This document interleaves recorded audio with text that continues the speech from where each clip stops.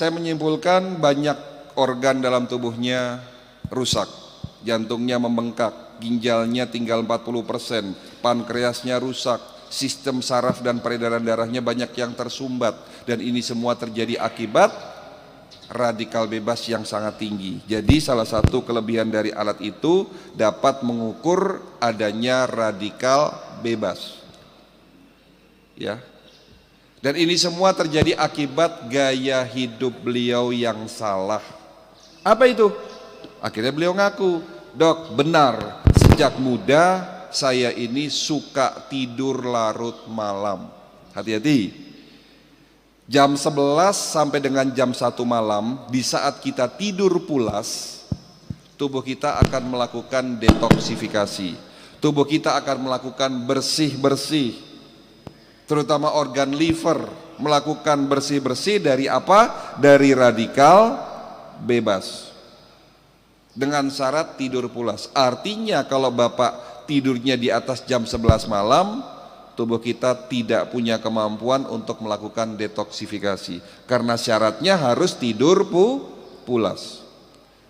Pada saat jam 11 malam ke atas, tubuh kita melakukan perbaikan terhadap sel-sel organ yang rusak atau disebut sebagai regenerasi sel dengan syarat tidur pulas.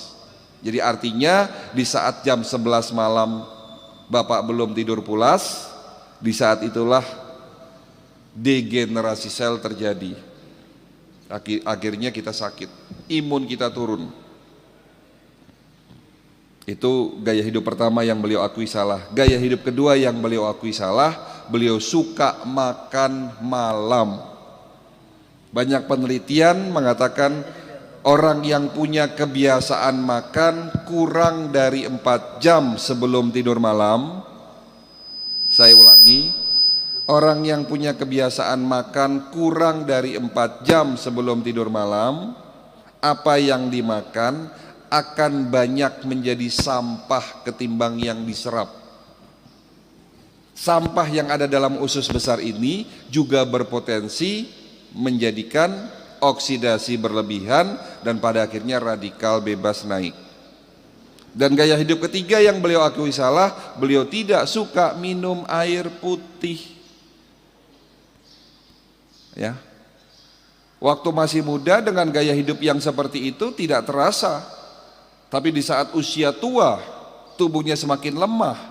Usia 45 tahun beliau divonis sakit diabetes karena tidak tahu konsepnya, karena tidak tahu ilmunya, menganggap bahwa obat yang diminum bisa menyembuhkan penyakit beliau, tetapi dengan tidak merubah gaya hidup beliau yang salah, pada akhirnya bukan sembuh, malah semakin parah.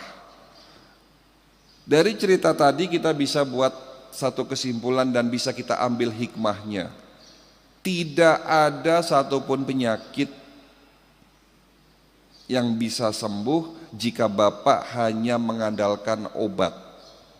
Karena pengobatan yang terbaik adalah di dalam diri kita sendiri yang kita sebut sebagai konsep dasar holistik, yaitu self healing.